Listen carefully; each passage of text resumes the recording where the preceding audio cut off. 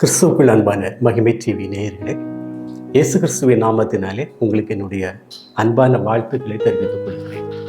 ஜெபம். அன்பின் நல்ல பரலோக தகப்பனே, அருமையான இந்த செய்தி வேலைக்காக நன்றியோடு உண்மை துதிக்கிறேன், உண்மை ஸ்தோத்திருக்கிறேன். அப்பா, இந்த வேலையை நீர் ஆசீர்வதித்து தர வேண்டுமாறு ஜெபிக்கிறேன்.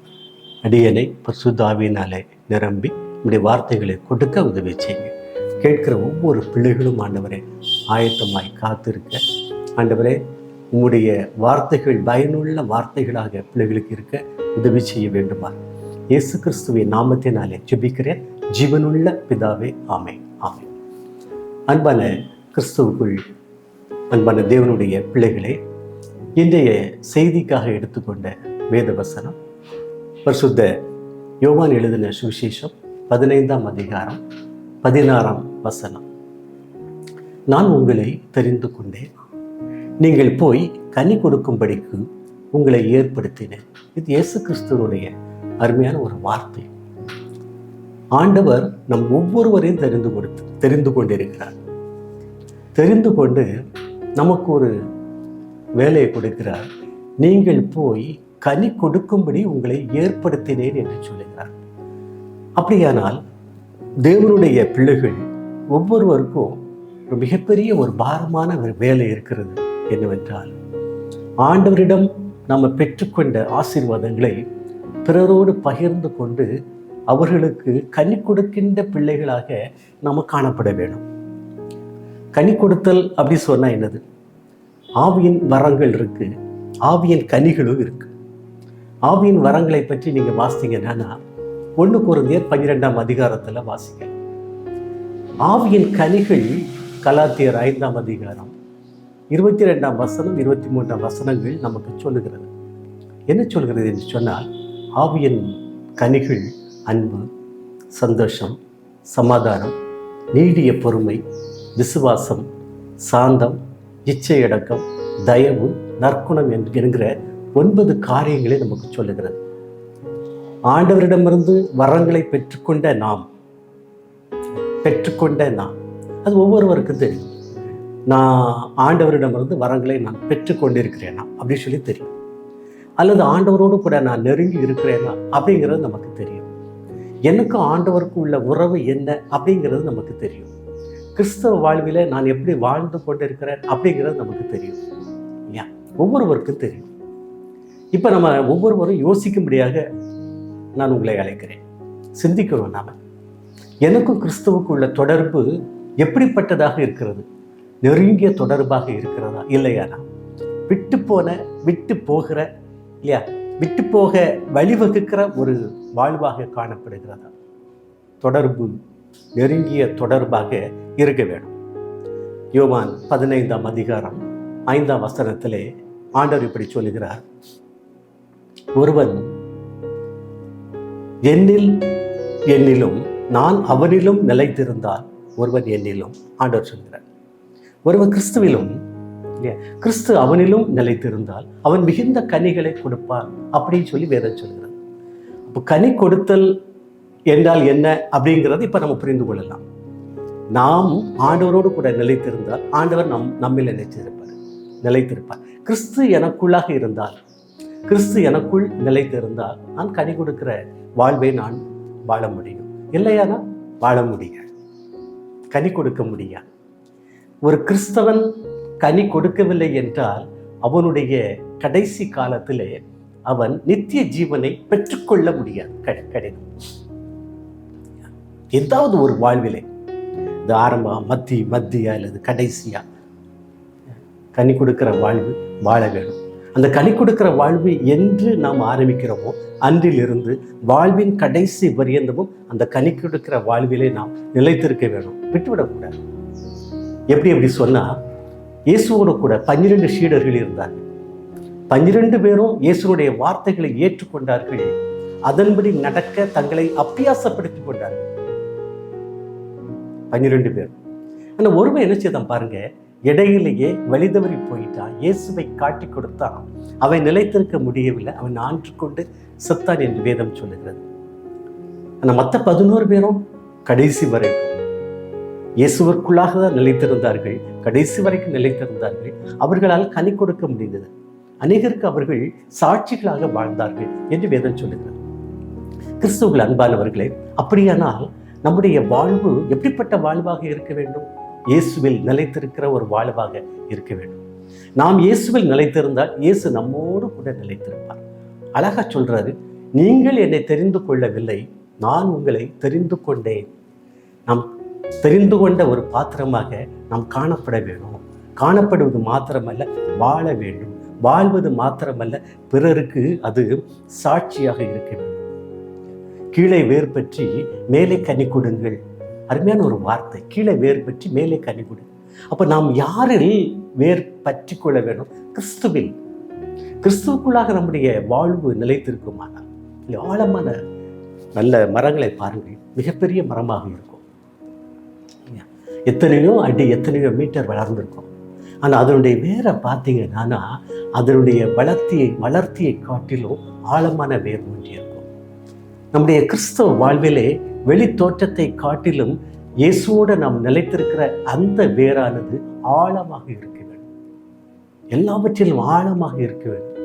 ஆழமாக இருப்பது எப்படி? தேவனுடைய வார்த்தைகளை கேட்க வேண்டும், வாசிக்க வேண்டும் இல்லையா, அதில் நிலைத்திருக்க வேண்டும், கீழ்ப்படிய வேண்டும் இல்லையா, அவைகளை நாம் பற்றி கொள்ள வேண்டும். ஒவ்வொரு செயலும் இது இயேசுவுக்கு உகந்ததா, என் ஆண்டவருக்கு பிரியமான ஒரு காரியமா இல்லையானா நம்ம அதை விட்டுவிட நம்ம தீர்மானிக்க வேண்டும். ஒருக்க நம்ம விட்டுவிட்டோமா, அடுத்த முறை அதை பற்றிக்கொள்ள வேண்டும். இயேசுவை பற்றிக்கொள்ள வேண்டும், ஆண்டவரை பற்றிக்கொள்ள வேண்டும். பிதாகுமாரன் பரிசுத்த ஆவியானவர் நமக்கு எப்படி வழிகாட்டுகின்றாரோ அதை நாம் பற்றிக்கொள்ள வேண்டும். பற்றிக்கொள்ளுகின்ற பிள்ளைகளாக நம்ம வாழ வேண்டும். நம்ம அபியாசப்படுத்தணும். ஒவ்வொரு நாளும் அனுபவ ரீதியாக வாழ்வில் நம்ம எதையுமே விட்டுவிடக்கூடாது. இயேசுவோடு கூட இருக்க வேண்டும். தேவன் நம்மை தெரிந்து கொண்டிருக்கிறார். அவருக்கு பிரியமான பாத்திரமாக ஒவ்வொரு நாளும் நாம் வாழுகின்றோமா? நாம் கொடுப்போம். ஆவியின் கனிகள், ஆவியின் வரங்கள், இவைகளை நாம் பார்த்தோம். இந்த ஆவியின் கனி கொடுக்கிற பிள்ளைகளாக ஒரே நாளில் நாம மாற முடியுமா? இல்லை. ஒரே நாளில் ஆவியின் கனிகளை கொடுக்கிற பிள்ளைகளாக வாழ்வது கடினம். எப்படி? ஒவ்வொரு நாளும் நடைமுறைகளை நம்மை அபியாசப்படுத்தி கொண்டே வர வேண்டும். ஒவ்வொரு காரியங்கள் என்ன தடைகள் வந்தாலும் சரிதான், அவைகளை இயேசுடைய பாதத்திலே வைத்துவிட்டு முன்னேறி செல்ல வேண்டும். யாரை நோக்கி? இயேசு கிறிஸ்துவை நோக்கி முன்னேறி சென்று கொண்டே இருக்க வேண்டும். அவரை நம்ம விட்டுவிடக்கூடாது. இது எப்படி சாத்தியம் என்று சொன்னோமானால், ஏன்னா அநேகரை யோசிப்பாங்க, நான் ரொம்ப ஏழையாக இருக்கிறேன், என்னால் ஆண்டவருக்கு நான் சாட்சியாக இருக்க முடியுமா? நான் ஒரு பலவீனனாக இருக்கிறேன், என்னால் ஆண்டவரை நான் நேசிக்க முடியுமா? கனி கொடுக்கிற வாழ்வை நான் கொடுக்க முடியுமா? கனி கொடுக்கிற வாழ்வுக்கு என்கிட்ட என்ன இருக்கிறது அப்படின்னு சொல்லி யோசிப்பாங்க. இப்படி நிறைய காரியங்களை யோசித்து கொண்டிருப்பார்கள். இங்கிலாந்தில் ஒரு அம்மா இருந்தாங்க. அவங்க சாதாரண ஏழை வீட்டு பெண். அவங்களால எதையுமே சாதிக்க முடியல. ஒரு நாள் அவங்களுக்கு ஒரு செய்தியை கேட்டாங்க. நீ தேவனுக்கு பிரியமாய் நட, தேவனுடைய வார்த்தைகளை பகிர்ந்து கொள் அப்படிங்கிற ஒரு வார்த்தையை கேட்டேன். அந்த மிஷினருடைய பெயரை நான் மறந்துவிட்டேன்.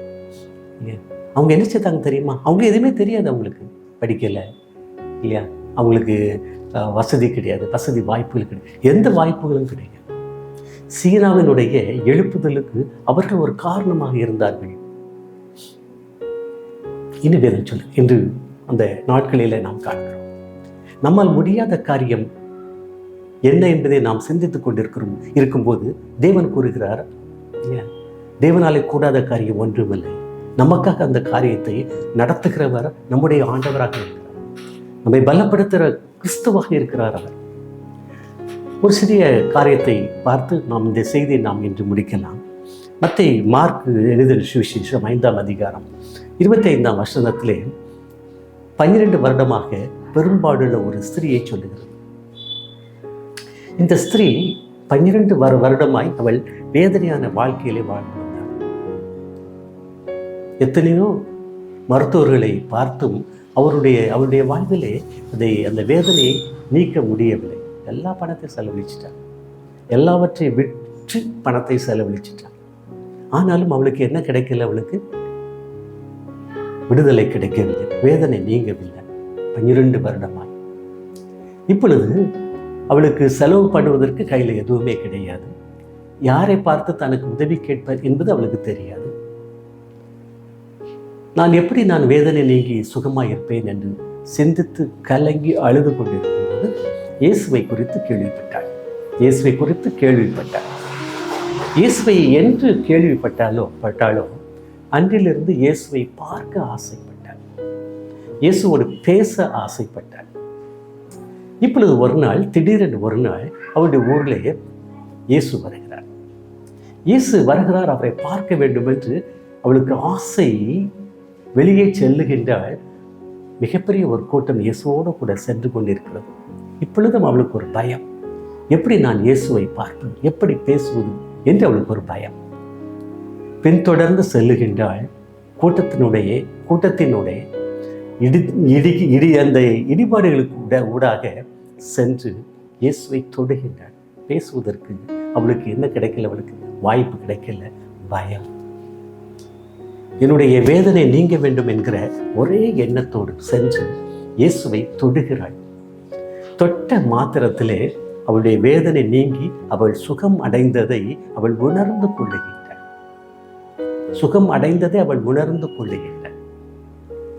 உணர்ந்து கொண்டு அவள் சந்தோஷமாக இருக்கிற அந்த வேளையிலே இயேசு சொல்லுகின்றார், என்னை தொட்டது யார் என்று கேட்கின்றார். ஏற்கனவே அவள் பயந்து போய் தான் வந்திருக்கிறாள். இப்போ வேதனை நீங்க சுகமாக இருப்பதில்லை, அவளுக்கு ஒரு சந்தோஷம். இந்த வேளையில இயேசு என்னை தொட்டது யார் என்று கேட்கும்போது எல்லோரும் சொல்லுகின்றார்கள், ஆண்டவரே, சீடர்களும் சொல்லுகின்றார்கள், இவ்வளவு பெரிய கூட்டம் உம்மை நெருக்கி கொண்டிருக்க என்னை தொட்டது யார் என்று நீர் கூறுகின்றீரே, இதற்கு அர்த்தம் என்ன? எல்லாரும் உம்மை நெருக்கி கொண்டிருக்கிறார்கள், நீர் யாரை குறித்து இந்த கேள்வியை கேட்கின்றீர்? என்னை தொட்டது யார் என்று யாரை குறித்து கேள்வி கேட்கின்றீர் என்று பார்த்து கொண்டிருக்கின்றார்கள். இயேசு யாருடைய வார்த்தைகளையும் கவனிக்கவில்லை. அவரிடமிருந்து ஒரு வல்லமை புறப்பட்டது. இயேசு கிறிஸ்துவிடமிருந்து ஒரு வல்லமை புறப்பட்டது, ஒரு வரம் புறப்பட்டது, ஒரு கிருபை புறப்பட்டது, ஒரு அன்பு புறப்பட்டது, ஒரு இரக்கம் புறப்பட்டது. அந்த இரக்கத்தை பெற்றுக்கொண்டது யார் அப்படின்னு சொல்லி அந்த நபரை இயேசு தேடிக்கொண்டே இருக்கிறார். ஆம், கிறிஸ்துவுக்குள் அன்பானவர்களே, என்னால் முடியாது என்று நீங்கள் சிந்தித்துக் கொண்டிருக்கிறீர்களா? எந்த நிலையில் நீங்கள் இருந்தாலும் சரி, ஏழ்மையான நிலையில் இருந்தாலும் சரிதான், சாதாரண ஒரு மனிதனாக இருந்தாலும் சரிதான், படிப்பறிவு இல்லாதவர்களாக இருந்தாலும் சரிதான், நீங்கள் யாராக இருந்தாலும் இயேசுவினிடத்திலே நீங்கள் அன்பு கூறுங்கள், இயேசுவுக்காக நீங்கள் காத்திருங்கள். உங்களை பலப்படுத்த இயேசு வல்லவர். அவருடைய ஒரு வார்த்தையை நீங்கள் புரிந்து கொள்ளுங்கள், தேவனாலே கூடாத காரியம் ஒன்றும் இல்லை. ஆம் தேவனுடைய பிள்ளைகளே, உங்களை பலப்படுத்த, உங்களை உயர்த்த, அவருடைய பாதையிலே உங்களை வழி நடத்த இயேசுவாலே முடியாத காரியம் ஒன்றும் இல்லை. தேவன் உங்களை பலப்படுத்த வல்லவர். இதை நீங்கள் விசுவாசித்துக் கொள்ளுங்கள். இப்பொழுது அவர் கேட்ட கேள்வியிலே அவர் சுற்றுமுற்று பார்க்கிறார். யார் நம்மை தொட்டது என்று பார்க்கிறார். அவருக்கு தெரியும், அவள் தான் தொட்டாள் என்று தெரியும். ஆனாலும் அவளிடமிருந்து அந்த வார்த்தையை ஆண்டவர் எதிர்பார்த்து பார்த்து கொண்டே இருக்கிறார். இப்பொழுது ஆண்டவரிடமிருந்து நாம் தப்பிக்க முடியாது என்பதை புரிந்து கொண்ட அந்த ஸ்திரீ ஆண்டவருடைய பாதத்தில் விழுந்து கதறி அழுகின்றாள். ஆண்டவரே, நான் தான் உண்மை தொட்டேன், நான் தான் தொட்டேன் ஆண்டவரே. 12 வருடங்களாக ஒரு பெரும்பாடுள்ள ஸ்திரீயாக இந்த உலகத்திலே நான் காணப்பட்டேன். என்னை அறிந்தவர்கள், என்னை புரிந்து கொண்டவர்கள் என்னுடைய வாழ்க்கையின் முடிவு எப்படிப்பட்டதா இருக்குமோ என்று சிந்தித்து கொண்டிருப்பார்கள். ஆண்டவரே, எனக்கு உண்டான யாவற்றையும் நான் விட்டு செலவழிச்சிட்டேன்ப்பா, எனக்கு விடுதலையே இல்லை. உம்மை என்று நான் கேள்விப்பட்டேனோ, உம்மை பார்க்க, உம்மோடு பேச நான் ஆவலாக இருந்தேன் தகப்பனே. இன்று நீர் வந்ததை நான் புரிந்து கொண்டேன், அறிந்து கொண்டேன். ஆனால் உம்மோடு பேசுவதற்குரிய தைரியம் எனக்கு இல்லை ஆண்டவரே. உம்மை தொட்டேனப்பா, உம்மை தொட்டது நான் தான். நான் பூரண விடுதலை பெற்றேன் என்று ஆண்டவரிடத்திலே சாட்சியாய் சொல்லுகின்றார். கிறிஸ்துவுக்குள் அன்பானவர்களே, அவளுடைய அந்த சாட்சி கனி கொடுக்கிற ஒரு வாழ்வு, கனி கொடுக்கிற ஒரு வாழ்வு.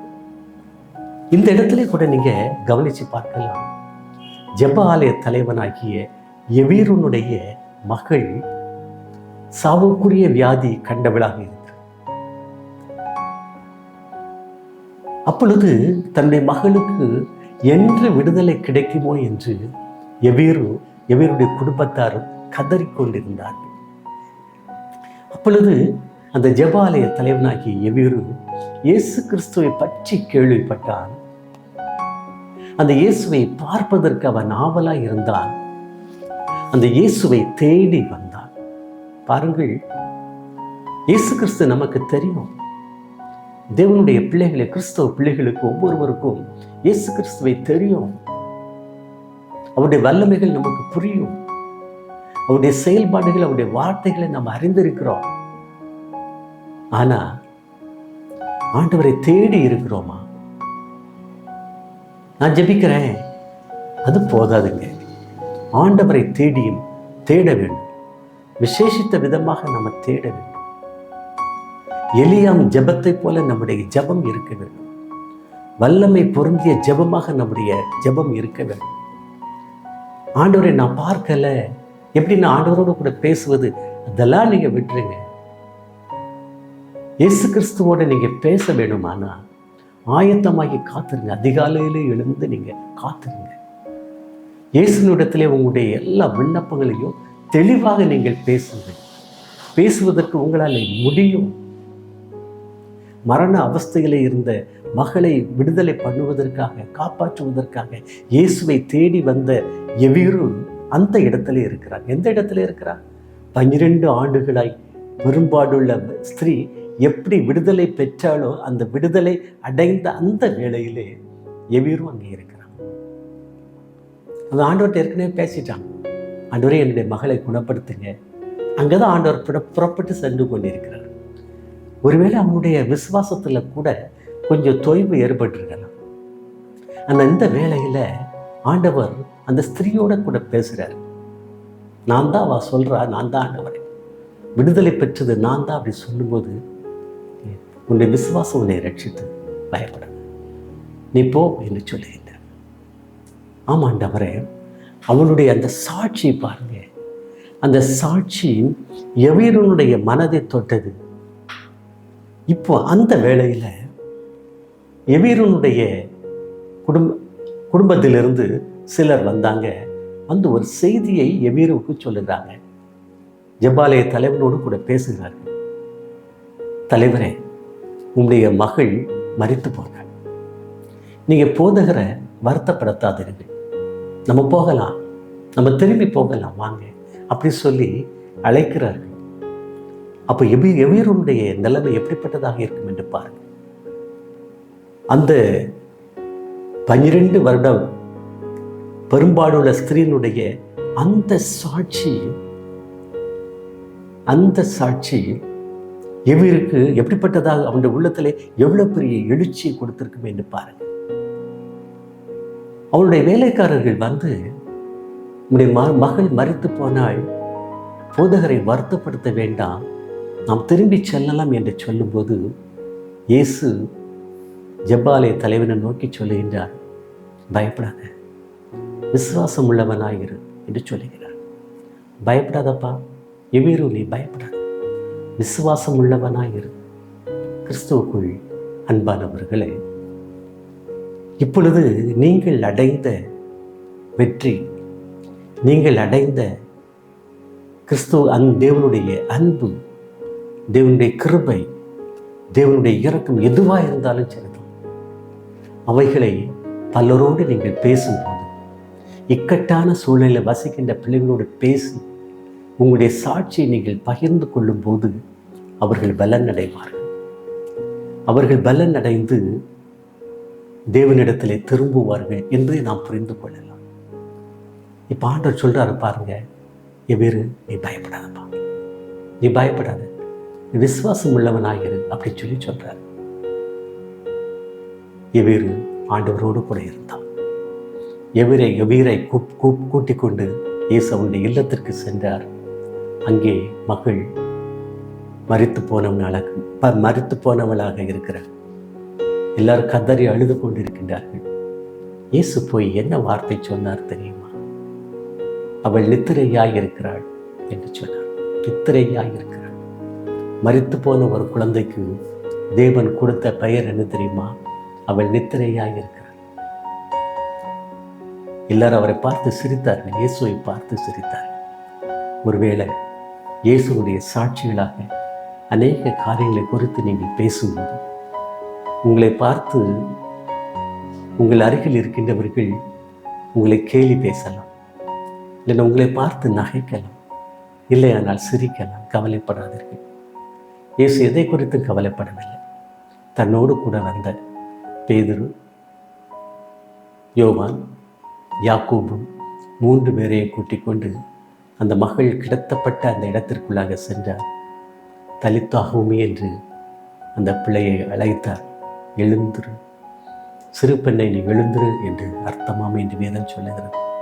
அவள் உயிரோடு எழுந்தாள் என்று வேதம் சொல்லுகிறது. ஆம், கிறிஸ்துவுக்குள் அன்பானவர்களே, இந்த ஜெப ஆலய தலைவனாகிய எவீருடைய விசுவாசம் காக்கப்படுவதற்கு இந்த 12 வருஷமாய் பெரும்பாடுள்ள ஸ்திரீயாக இருந்த இந்த ஸ்திரீ ஒரு காரணமாக இருந்தாள் என்று சொல்லுவோமானால் அது மிகையாகாது.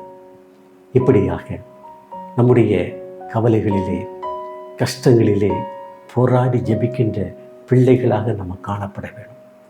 நாம் காணப்பட தேவன் நம்மை பலப்படுத்த வல்லவராக இருக்கிறார். இன்னொரு காரியத்தை நம்ம பார்க்கலாம். சவுல் இஸ்ரவேலர்களையும் இயேசு கிறிஸ்துவை ஏற்றுக்கொண்ட இஸ்ரவேலர்களை அழிப்பதற்காக அவன் புறப்பட்டு செல்லுகின்றான். அதற்குரிய கடிதங்களை எல்லாம் வாங்கி செல்லுகிறான்.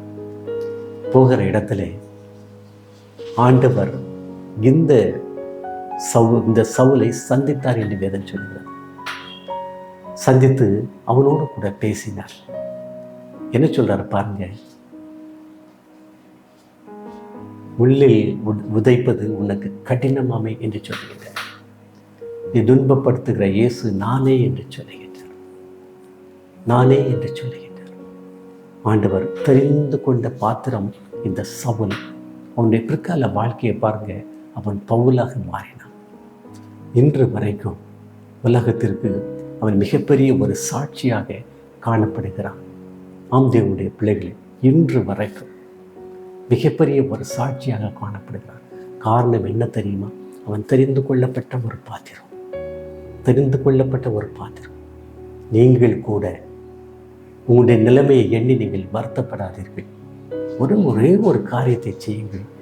தேவனோடு நெருங்கி பழகுங்கள். தேவனோடு நல்லா பேசுங்கள். தேவனுடைய வேத வசனங்களை வாசியுங்கள். புரிந்து கொள்ளுங்கள். புரியவில்லையானால் ஆண்டவரோடு கூட கேளுங்க. ஆண்டவரே, உடைய வசனங்களின் அர்த்தத்தை புரிந்து கொள்ளுகின்ற பாக்கியத்தை எனக்கு தாருங்கப்பா, அந்த அறிவை தாருங்கப்பா அப்படின்னு சொல்லி நீங்கள் கேளுங்க. தேவன் நீங்கள் கேட்பது எல்லாவற்றையும் கொடுக்க ஆயத்தம் உள்ளவராக இருக்கிறார். கேளுங்கள், கேளுங்கள், அப்பொழுது உங்களுக்கு கொடுக்கப்படும் என்று வேதம் சொல்கிறார். அது ஆண்டவருடைய வார்த்தை. உங்களுக்கு என்ன வேணுமோ இயேசு கிறிஸ்துவினிடத்தில் கேளுங்கள். கேட்டு பெற்றுக்கொள்ளும் போது கிறிஸ்துவுக்கு அன்பானவர்களே, கிறிஸ்துவை மறந்து விடாதீர்கள். அநேக பிள்ளைகள் கிறிஸ்துவை மறந்து போகின்றார்கள். கிறிஸ்துவை மறந்து விடாதீர்கள். அவருக்கு சாட்சியான வாழ்க்கையை நீங்கள் வாழுங்கள். சாட்சியான வாழ்க்கை வாழ்வது எப்படி நான் கனி கொடுப்பது என்று யோசிக்கின்றீர்களா? கலாத்தியர் 5ஆம் அதிகாரம் 22, 23 வசனங்களை கையில் எடுத்துக்கொள்ளுங்கள். அன்பை கொடுங்கள். உங்களுடைய அன்பை நீங்கள் கொடுங்கள். இதான் கனி கொடுக்கிற வாழ்வு. அன்பை கொடுக்கும்போது அநேகர் இயேசு கிறிஸ்துவை புரிந்து கொள்வார்கள். இது தேவனுடைய பிள்ளை, இயேசு கிறிஸ்துவனுடைய பிள்ளை. தேவன் அதை தான் கொடுத்தாரு. அள்ளி நீங்கள் வேற என்ன கொடுக்க? உங்களிடம் என்ன இருக்கிறதோ அதை கொடுங்க. ஆண்டவர் உங்களுக்கு என்ன கொடுத்திருக்கிறார்? உங்களுக்கு அன்பை கொடுத்திருக்கிறார், அன்பை கொடுங்க. சந்தோஷத்தை கொடுத்திருக்கிறார், சந்தோஷத்தை கொடுங்க. சமாதானத்தை கொடுத்துருக்கிறாரா? சமாதானத்தை கொடுங்க. நீடிய பொறுமையை கொடுத்துருக்கிறாரா? உங்களுடைய வாழ்க்கையில் பொறுமையை நீங்கள் பிறருக்கு சாட்சியாக நீங்கள் பகிர்ந்து கொள்ளுங்கள். பொறுமையை கொடுங்க. விசுவாசம் கொடுத்துருக்கிறாரு, விசுவாசத்தை கொடுங்க. என்னுடைய விசுவாசம் எப்படி இருக்கு பாருங்க. விசுவாசத்தினால் நீங்கள் கண்ட வெற்றிகளை அவரோடு கூட பகிர்ந்து கொள்ளுங்கள். சாந்தம், இச்சை, இடக்கம் ஒவ்வொன்றாக நீங்கள் சொல்லுங்கள். இவைகளை கொடுங்க. இதுதான் ஆவியின் கனி. உங்களுக்கு என்ன இருக்கோ நீங்கள் அதை கொடுங்க. தேவன் உங்களுக்கு என்ன கொடுத்திருக்கிறாரு? பணம் கொடுத்தா பணத்தை கொடுங்க. என்ன கொடுத்தார், என்ன கொடுத்திருக்கிறார் அதை கொடுங்கள். கொடுங்கள், அப்பொழுது உங்களுக்கு கொடுக்கப்படும். இதான் வேதம் சொல்லுது. நீ எவைகளெல்லாம் நீங்கள் பெற்றிருக்கிறீர்களோ அவைகளை நீங்கள் பிறருக்கு கொடுத்தா தேவன் உங்களுக்கு என்ன அள்ளி கொடுக்க ஆயத்தமாக இருக்கிறார். அன்பான தேவனுடைய பிள்ளைகளை கொடுக்க எனக்கு ஒண்ணுமே இல்லை அப்படின்னு சொல்லாதீங்க. கொடுங்கள், அப்பொழுது உங்களுக்கு கொடுக்கப்படும். ஆமா, இந்த பெரும்பாடுள்ள ஸ்திரியை போல் சாட்சி பகிர்வோம். அதுதான் கன்னி கொடுக்கிற ஒரு வாழ்வு. கன்னி கொடுக்கிற ஒரு வாழ்வு. 12 வருஷமா பாடுபட்டு நீங்கள் ஒருவேளை சொல்லலாம், நிறைய நான் பாடுபட்டிருக்கிறேன் அப்படின்னு சொல்லலாம். என்ன பாடுபட்டாலும் சரிதான். தேவனிடத்தில் வாருங்க, கேளுங்க, பெற்றுக்கொள்ளுங்கள். அதை நீங்கள் சாட்சியாக அறிவீங்கள். அது கன்னி கொடுக்கிற ஒரு வாழ்வாக காணப்படுகிறது. யாருமே, கிறிஸ்தவர்கள் யாருமே சாதாரண ஒரு வாழ்வு வாழக்கூடாது. கன்னி கொடுக்கிற ஒரு வாழ்வை வாழ வேண்டும். அவ்வளவு தேவன் உங்களை ஆசீர்வதிக்க உயர்த்த வல்லவராக இருக்கிறார். ஜெபிப்போமா? அன்பு நிறைந்த ஆண்டவரே, இந்த செய்தி வேலைக்காக உம்மை நன்றியோடு உம்மை துதிக்கிறேன், உம்மை ஸ்தோத்தரிக்கிறேன். அப்பா, நீர் கொடுத்த உம்முடைய வார்த்தைகளுக்காக உமக்கு நன்றி, உமக்கு ஸ்தோத்திரம் ஆண்டவரே. இது அநேகர் கேட்க போகிறார்கள் தகப்பனே. ஒவ்வொருவரையும் ஆயத்தப்படுத்துங்க, ஆசீர்வதிங்க அப்பா. வார்த்தைகள் பிள்ளைகளுடைய வாழ்விலே ஆண்டவரை செயல்படுத்த உதவி செய்ய வேண்டுமாறு ஜெபிக்கிறேன். அவர்களோடு கூட இருங்கப்பா. ஜெபிக்கிற வேலைகளிலே எவைகளையெல்லாம் கேட்பார்களோ அவைகளெல்லாம் கொடுக்கிற ஆண்டவராய் நீர் இருப்பதற்காக உம்மை நன்றியோடு துதிக்கிறேன், உம்மை ஸ்தோத்திரிக்கிறேன் அப்பா. நீர் ஒளியாய் இருங்க, வழியாய் இருங்கப்பா. ஒவ்வொரு பிள்ளைகளையும் ஆசீர்வதிங்க, காத்துக்கொள்ளுங்க தகப்பனே. சாட்சியை பகருகின்ற அருமையான ஒரு வாழ்க்கையை கொடுங்கப்பா. கன்னி கொடுக்கிற பிள்ளைகளாக, உலகத்தின் முடிவு பரியதும் கன்னி கொடுக்கிற பிள்ளைகளாக வளர்ந்து பருக உதவி செய்யுங்க. ஆசீர்வதிங்க. தனிநபராய் ஆசீர்வதிங்க, குடும்பமாய் ஆசீர்வதிங்க, சந்ததியாய் ஆசீர்வதிங்க, சபையாய் ஆசீர்வதிங்க, திருச்சபையாய் ஆசீர்வதிங்க. இயேசு கிறிஸ்துவின் நாமத்தினாலே ஜெபிக்கிறேன் ஜீவனுள்ள பிதாவே, ஆமென்.